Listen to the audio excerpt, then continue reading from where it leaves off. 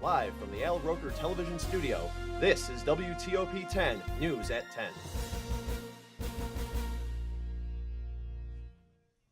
Good evening, and thanks for joining us. I'm Adam Rupsick. And I'm Olivia Eugenio. Several people were killed in a car crash in the town of Oswego. Nicole McCarthy said that her cousin Joe McCarthy, 19 years old, was driving a car on Engels Road sometime Monday night or Tuesday morning when it went off the road and crashed down an embankment. Several people also in the car were killed. Sheriff deputies have not yet confirmed how many people were killed in the crash or released their identities. Nicole McCarthy said her brother's death has been difficult on her family. He has two brothers. One is in his 20s and one is 7 years old. There's a proposal to legalize marijuana in New York State in the legislature. And a former Syracuse Common Council candidate pleads guilty to drug trafficking and laundering. We will have more on these stories in just a minute, but first let's take a quick check of your weather outside with meteorologist Rob Camille. You know, Adam, after a day like today, a lot of people are thinking, blue skies, sunshine, warm temperatures. We're definitely in springtime mode here at Oswego. But unfortunately, it looks like we only got a taste of that springtime weather as Old Man Winter is ready to make his appearance.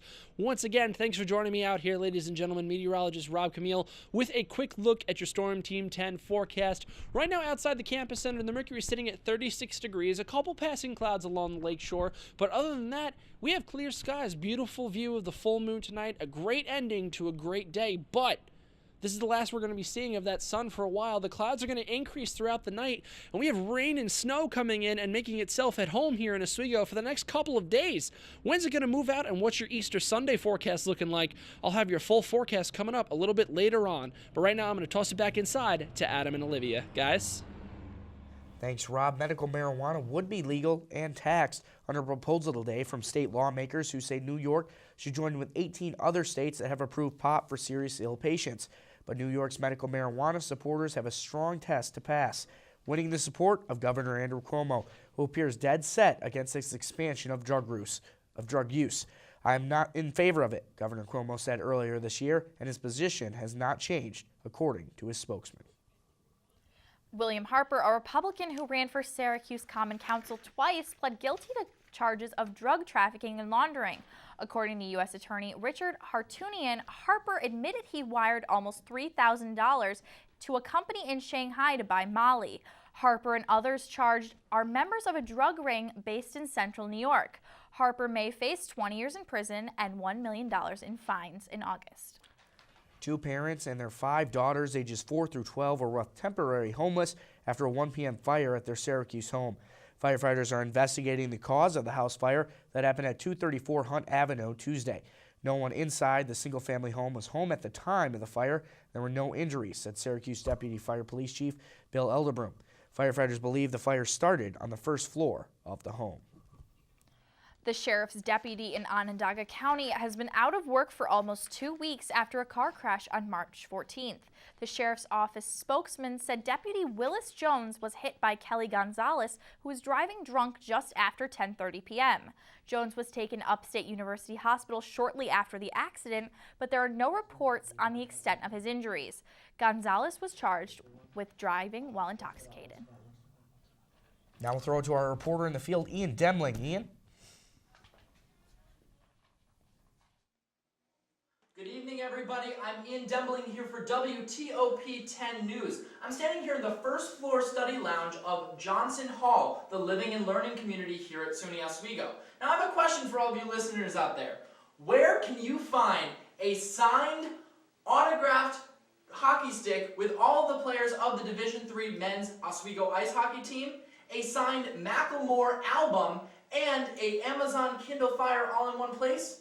The answer, at the 16th annual Johnson Hall Bidding Bonanza tomorrow night in the Sheldon Hall Ballroom at 7 p.m.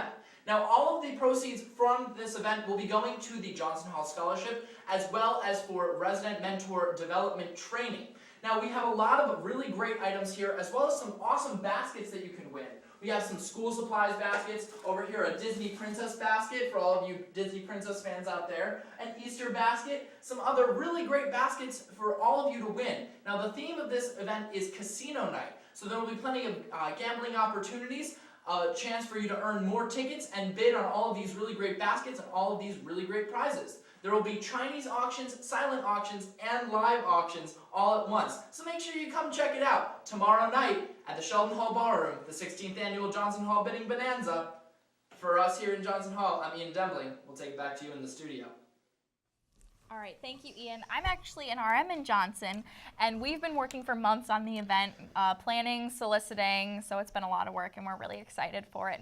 Not only just excited for it, but excited for it to be over. So. It looks great. A lot of good items on tap for that evening. Thank you. All right. New polls show that more than 50% of Americans are now in favor of same-sex marriage. And this week, the Supreme Court will hear arguments on the subject. CNN's Joe Johns has more on the intensity surrounding the court this week.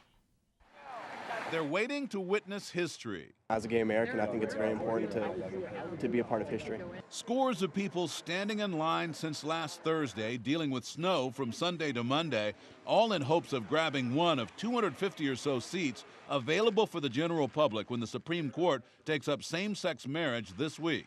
It takes dedication to be out here. Also expected in the audience on Wednesday as a guest of the court, Jean Podrasky of San Francisco and her partner. Podrasky is a lesbian cousin of Chief Justice John Roberts. In a statement, she said, quote, "I feel confident that John is wise enough to see that society is becoming more accepting of the humanity of same-sex couples and the simple truth that we deserve to be treated with dignity, respect, and equality under the law."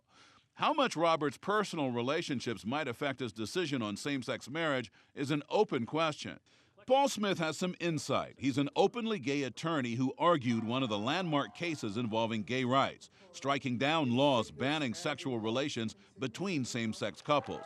Before that, he was also a clerk for Justice Lewis Powell. I think it has some impact on people to know family members and friends who were out and gay and happy and functioning in society. On the other hand, it's not by any means going to be a good predictor. We'll find out starting Tuesday when the court hears the challenge to Proposition 8, California's same-sex marriage ban. That challenge is brought by California couples including Jeff Cirillo and Paul Katami, who say they have a right to marry just like heterosexual couples, and that the state's domestic partnership laws aren't good enough. The term marriage is important. It has global recognition. No one celebrates a domestic partnership versary. They celebrate an anniversary of marriage. On Wednesday, the court will hear the challenge to the Federal Defense of Marriage Act. Rome police are investigating a homicide. 50-year-old Charles Greenstein of 115 Lawrence Street was found dead inside his home around 5:30 a.m. Tuesday with multiple gunshot wounds. Police say there were no signs of forced entry, and police do not believe this was a random act. So far, there are no arrests in the case, but if you have any information, contact detectives. You can also leave an anonymous email by going to the Rome, New York Police Department Facebook page.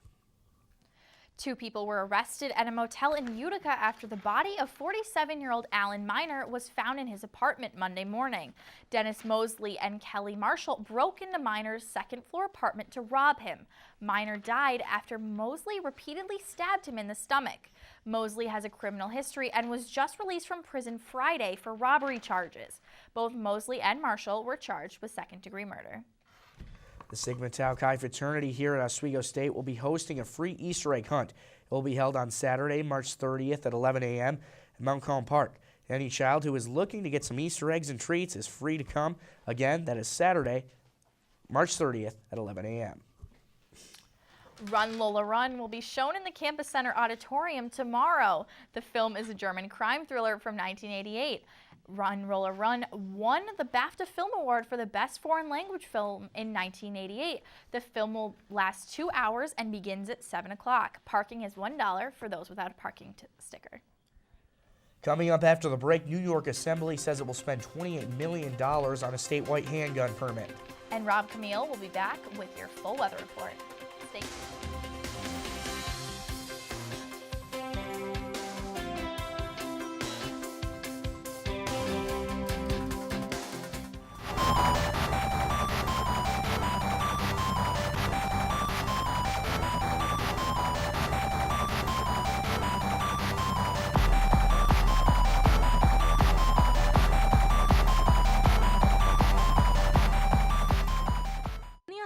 MBA program helping you achieve your goals with a customized curriculum developed with flexibility in mind. Take classes year-round, full or part-time in Oswego, online or at the Metro Center in downtown Syracuse. More information is available online or by calling 315-312-2911.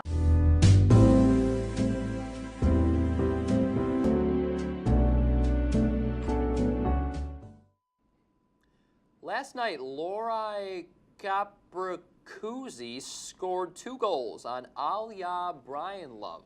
And Joe, get out. Adam, you're in.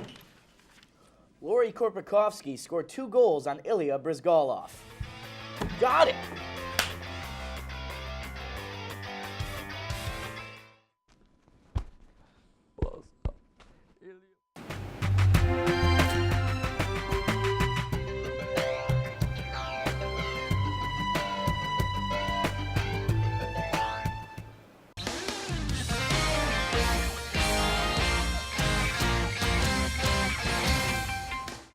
Well, Rob, every week I'm hoping you're giving us good weather news. You usually do. This week, a little colder than I would like. Well, you know what? Today was the good news as far as the weather week goes. It was beautiful. It was sunny, blue skies, perfect day outside. A lot of people were getting out there, playing some sports, some football, lacrosse out in the quad earlier. We actually had a photo sent in to us by a viewer earlier today. This is actually what the campus, the academic quad, looked like at around 3 o'clock this afternoon. Blue skies, sunshine, a lot of people out there, snow starting to melt, enjoying the day. Our own Skycam 10 actually got a shot of one of our picture-perfect Oswego sunsets. You can see all the colors in the back there, those reds, those yellows, and those blues up at the top. But unfortunately, this is going to be the last sunset we're going to see, at least for the remainder of this week, and I'll get to that in just a little bit. Right now outside, the temperature's gone down a little bit. 33 degrees is where the mercury sits right now. Cloud or two hovering over the lake shore right now. Otherwise, very clear, nice, bright, full moon if you want to go out and enjoy a walk if you're up at this time of night. It's definitely a great ending to a great day here on campus. The winds have died down as well. Very calm on campus, so not much of a wind chill out there at all. Our rear feel is actually the same as our temperature right now at 33 degrees. Around the rest of the state, we're hovering around the 40-degree mark. 41 in Albany, 39 in Syracuse, 43 our warm spot right now in Rochester. But as we go through the rest of the night, the rest of the state is going to feel like what the North Country is experiencing right now. Those low to mid 30s in Plattsburgh, Glens Falls, and in Watertown as well. Now, for our top weather headlines this evening, winter's not over just yet. We know we had the first day of spring a couple days ago, but winter's still holding on up here in Oswego. Cloudy and cool, rain and snow showers are going to be the main weather story this week, but by your Easter Sunday or even your Saturday in some places, we could be seeing those blue skies and that sunshine again. But as we go through the radar right now, not too much as far as organized weather patterns going through, just a couple sprinkles and snow showers in the Twin Tiers region and down to the Catskills as well. But as we look at your weather setup for tomorrow, we have a cold pocket of air that's coming down from the Great Lakes region, moving from the northwest to the southeast. It's basically going to cover the entire northeast United States. This is what's going to be in control, giving us those cooler temperatures, a little bit more in the way of wind out of the west, particularly across the lake, and also that frozen precipitation up towards Lake Ontario and Lake Erie as you go out further west. Now, this is going to be in control for Wednesday, Thursday into Friday. But as you can see down here, we have this mild patch of air in the Florida Panhandle that's going to be slowly moving up the coast in time for your weekend. Before tonight, the clouds increase as we go through the night. Not going to rule out a slight chance of flurries around 3 or 4 o'clock this morning. 31 degrees for your low. Let's time out your forecast tomorrow. 8 o'clock, everyone's waking up. 31 degrees. The snow starts early. By lunchtime, we get up to 36. It starts to mix with the rain, and by the time your day is over, we're back down to 36 degrees and back to snow once again. Now, for your Easter weekend, that mild air is going to start to move in on Saturday. Sunday, we have a very, very nice Easter Sunday in store, but as you can see out here towards the Midwest, we have another precipitation system that's going to be moving into our neck of the woods by late Sunday into early Monday, kind of like a cruel April Fool's prank that Mother Nature's going to be playing on us. But for this weekend, your 5-day forecast, Wednesday, Thursday, Friday, the worst of your weather days this week, not getting out of the upper 30s, touching 40 here and there on Thursday and Friday. Saturday, we get up into the mid-40s, and on Sunday, our pick day of the week, 50 degrees, sunshine. It's a beautiful day, and don't forget, if you have any photos that you want to send to us out there, feel free to follow us on Twitter, on Facebook, or email the photos to us at meteorology@WTOP10.com. And that's your forecast. I mean, all I can say, the only thing that really comes to mind is you're killing me, Smalls. The only good day is the day I'm in the car. Yeah. Come on, Rob. This is not nice. I'm from Long Island, so unfortunately I'm not going to be making the drive home, but yeah, the only good weather day around here because of that, that cold weather pattern is just kind of sitting there doing nothing, and it's going to be in control until about Easter Sunday, and it's going to, kind of go into the rest of the week as well when we go into April Fool's Day and that rain comes back too. All right, we'll be looking forward to it. Thanks, Rob. Turning now to state news, Assembly Speaker Sheldon Silver says New York will spend $28 million to develop the first statewide electronic handgun permit database as a part of its new gun control law. Silver tells the Associated Press today that the measure will create a central database of pistol permit records now kept at county level where handgun owners live. It will allow statewide cross-checking with records of crimes and involuntary commitments to mental health facilities. The funding is in a tentative state budget expected to gain final legislation approval in the Assembly later this week. Governor Andrew Cuomo's new school tax relief program, or STAR program, may cause some problems for homeowners. Homeowners who have received school tax exemptions, will have to reapply next year through the Department of Taxation and Finance. The STAR program will add another $1 million to New York State's economy, but the amount homeowners will save will vary by county. In Onondaga County, residents will save between $400 to $900. North Dakota's governor petitioned an oil-rich state Tuesday as a primary battleground in the decades-old fight over abortion rights, signing into law the nation's toughest restrictions on the procedure and urging lawmakers to set aside cash for an inevitable legal challenge. Minutes after the Republican governor signed 3 anti-abortion members, one banning them early as 6 weeks into the pregnancy. Unsolicited donations began pouring into the state's lone abortion clinic to help opponents prove the new laws were unconstitutional. The measures, which would take effect in August 1st, are fueled in by part to attempt to close the Red River Women's Clinic in Fargo, the state's sole abortion clinic. Dominican immigrant Pedro Quezada won the Powerball jackpot. The 45-year-old New Jersey native claimed his $338 million prize this Tuesday. Quezada is only planning on purchasing a new car. Quezada's current car is his feet. The 45-year-old man attributes his winning to God and does not believe the millions of dollars will change his heart. After taxes, the Quezada family will receive $152 million.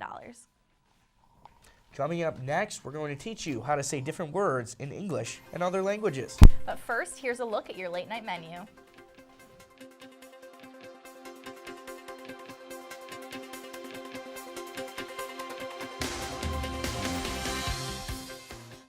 are the Tigers from Pet 885. And you are watching WTOP. Yeah.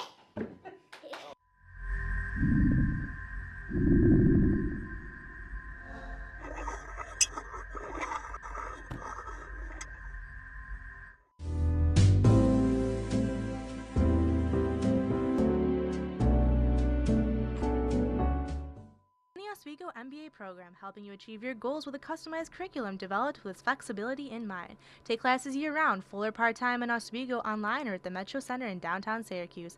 More information is available online or by calling 315-312-2911.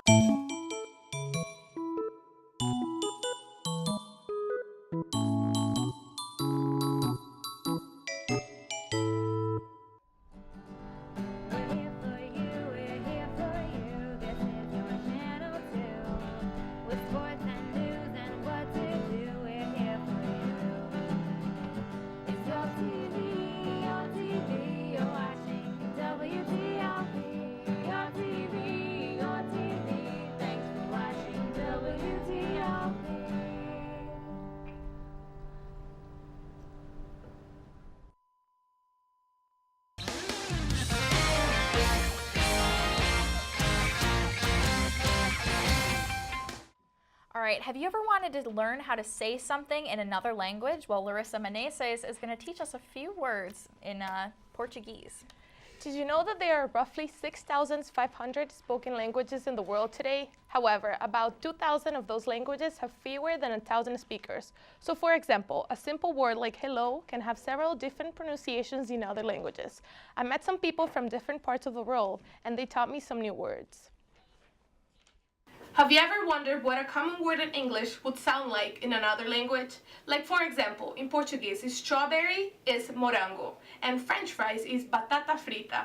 And in Spanish, window is ventana, and autumn is otoño. Now I'm going to show you a few people around Hart Hall that are going to teach you some other words. Hi, my name is Begüm. I'm from Turkey. The word peach in Turkish is şeftali. Hi, my name is Fernando. I'm from Brazil, and the word pineapple in Portuguese is abacaxi. Hi, my name is Chisaru. I'm from Sri Lanka, and the word for elephant in Sinhalese is alia. Hi, my name is Gerardo. I'm from Mexico, and the word lizard in Spanish is lagartija. Hi, my name is Savannah, and sunflower in Italian is girasole. Hi, my name is Hu Dan. I'm from China. The cotton candy in Chinese is 棉花糖.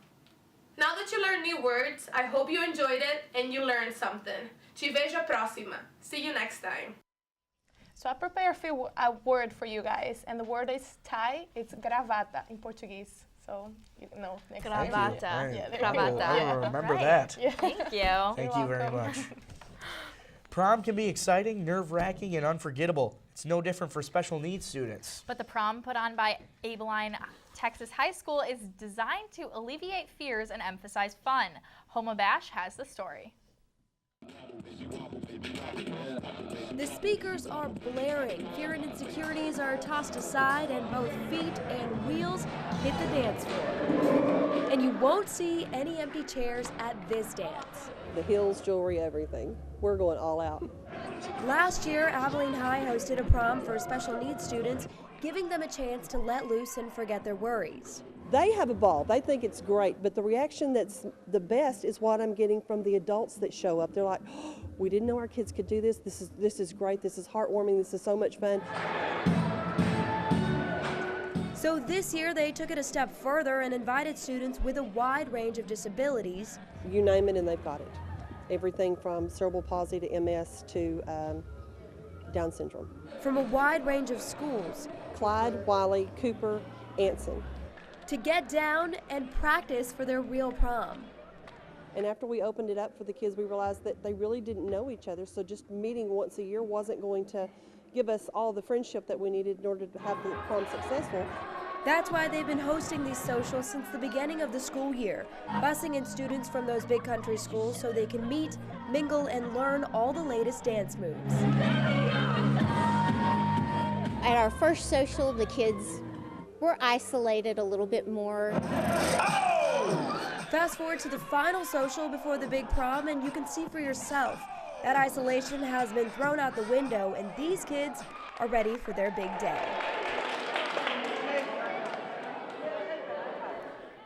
We can see the grass. It's time for spring sports. Brian Tosti giving us a full look at sports. Brian?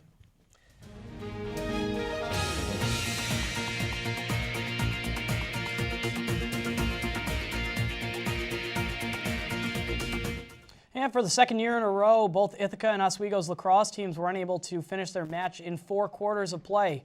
Tied at 5 apiece, the teams went 2 minutes into overtime before Andrew Bruce scored his 4th goal of the game, giving the Bombers the win. Brian Martin made 8 saves in the contest, while the Lakers racked up 30 shots. This is the first loss of the season for the Lakers. They head to Brockport Saturday, hoping to get back on the winning streak. And sticking to the turf, the women's lacrosse team took on Utica this afternoon in a non-conference game. The Lakers went up by 2 goals early, but the Pioneers netted 5 unanswered to end the half. They never looked back and cruised to a 10-5 win over the Lakers, who moved to a 3-3 record on the season. The Lakers take on the Fredonia Blue Devils at home on this Saturday as they get back to conference play. And after being named SUNYAC Baseball Player of the Week Monday, Oswego State senior Mike Stark was named the ECAC Upstate Baseball Player of the Week. The second baseman posted a .407 batting average over the course of 7 games, scoring 7 runs and 9 RBIs, helping the Lakers go to 5-2. Stark and the rest of the team hits the road on Thursday for a game at Ithaca, then to SUNY IT on Saturday. Not only did the Lakers walk away from their game Monday with a loss to the Golden State Warriors, but Dwight Howard walked off the court with a bloody lip that required 3 stitches. Not only did the culprit David Lee not get a foul on the play, Howard was given a technical, arguing on the play. Howard said he got away with a shot. I'll remember this. I will take care of it later, end quote.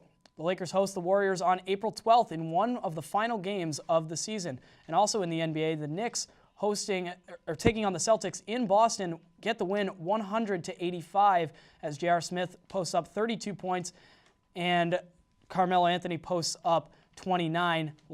The Knicks move to the second in the Eastern Conference over the Indiana Pacers. And USA and Mexico, 2 teams that almost always play each other in the World Cup qualifier, have a history of competition against one another. The USA are coming off a big win against Costa Rica in the middle of a blizzard, and Costa Rica is demanding a replay of that game. On the other side of the field, Mexico has won 3 straight, including a 2-0 win over Brazil. The last game the 2 teams played in August resulted in a USA win in extra minutes and at 1-0, and that can be caught at 10:30 tonight after the broadcast. That's it for sports. Now back over to the news desk. Thanks, Brian. We'll be back in just 90 seconds. But first, take a look at your community calendar.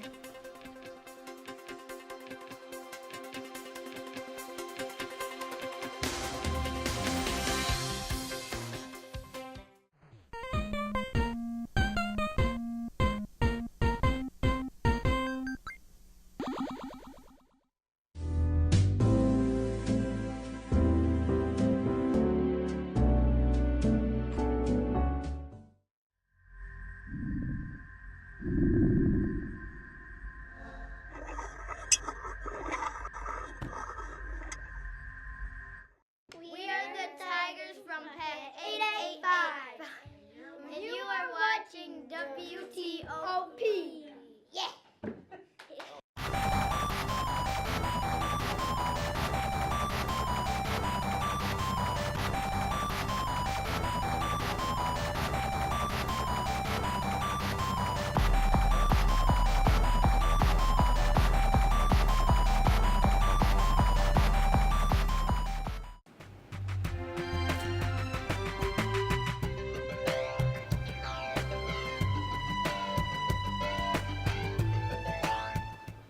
Oswego MBA program, helping you achieve your goals with a customized curriculum developed with flexibility in mind.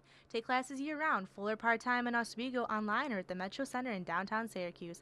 More information is available online or by calling 315-312-2911.